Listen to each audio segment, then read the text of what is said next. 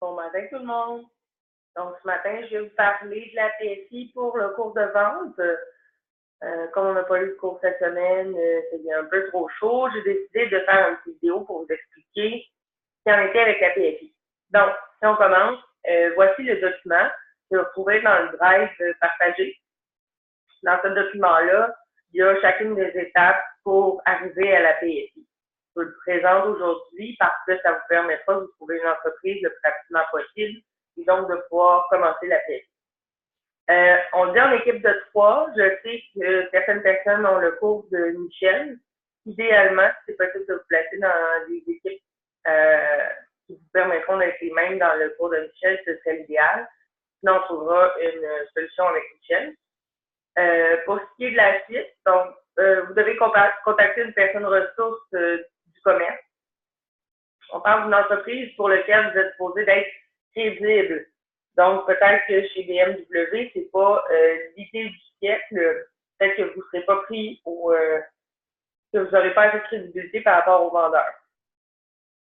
Par la suite, vous devez faire compléter l'annexe 3, qui est finalement l'autorisation par l'entreprise de procéder au travail. Par la suite, vous devez jouer à tour de rôle. Donc, si vous êtes 3, vous devez être un à tour de rôle mystère auprès d'un des vendeurs de l'entreprise directement là-bas et simuler une vente quelconque. Ou du moins un intérêt à faire une vente. Par la suite, une fois que c'est fait, vous devrez rencontrer un des vendeurs pour une entrevue de 15 minutes sur laquelle vous avez déjà les questions plus bas dans le document. Et au final, vous aurez à présenter une présentation orale d'une durée de 10 minutes qui servira entre autres à critiquer le processus de vente qui est établi dans cette entreprise-là. Donc, 1, présenter le commerce. 2, les observations. Vous devrez en remplir une par élève. Donc, en fait, ils sont plus bas dans le document, là, mais vous devrez observer les forces et les faiblesses de chacun des vendeurs. En fait, vous devrez regarder les forces et les faiblesses du vendeur que vous aurez observé. C'est pas obligé d'être 3 fois le même vendeur. Vous pouvez avoir des vendeurs différents. Vendeurs ou représentants, mais peu importe. Par la suite, ça d'ailleurs, c'est très important que ce soit un par personne. Vous devrez procéder à une entrevue. Vous avez la liste ici des questions. Vous pouvez la remettre ici à la personne qui dirige. Directeur des ventes, propriétaire de l'entreprise, etc. Vous trouverez plus bas, là, il y a une liste complète des questions que vous devrez poser. Ça prend une quinzaine de minutes. Donc, vous devrez prendre rendez-vous avec cette personne-là, puis essayer de lui poser ces questions-là, puis en faire un petit rapport. Et finalement, faire la vente, essayer la vente téléphonique, puis l'accès par courriel. Donc, vous devrez, chacune des personnes d'entre vous, donc un par membre d'équipe, envoyer un courriel à l'entreprise, puis essayer de communiquer avec eux une fois pour essayer d'évaluer de quelle façon est-ce qu'ils sont bien accessibles ou pas. Et finalement, l'analyse de tout ça, les principaux constats, les forces et faiblesses. Là, ce qui est important de comprendre, c'est ces 2 pages. Je ne veux pas que vous me fassiez le résumé de ce qui s'est passé, je veux que vous me fassiez une analyse.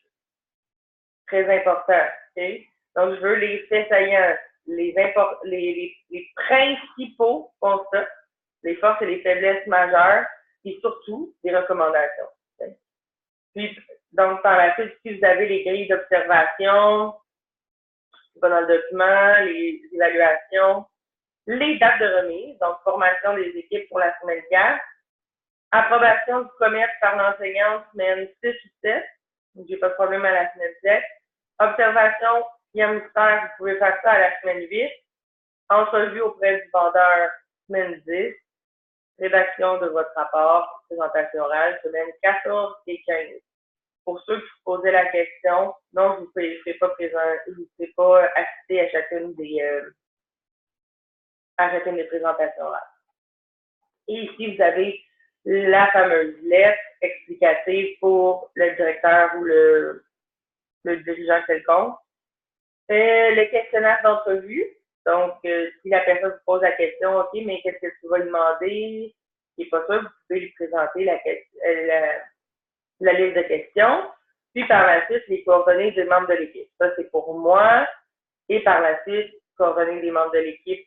Celle-là, c'est pour moi. Celle plus haut, c'est pour l'entreprise que vous devrez remplir. Comme ça, la personne pourra être au courant de qui viendra faire les entrevues. S'il y a un problème en même temps, ils vont pouvoir me contacter.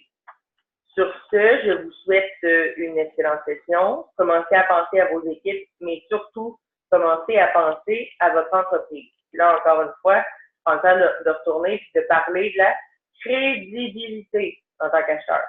Okay? Idéalement, si vous êtes capable de trouver des entreprises pour lesquelles il y a des vendeurs expérimentés, ce serait l'idéal.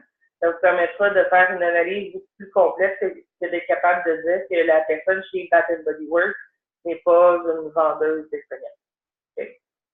Sur ce, je vous laisse. Je vous souhaite une excellente journée et on se revoit pour une certaine partie la semaine prochaine, pour l'autre partie dans 2 semaines. Bye!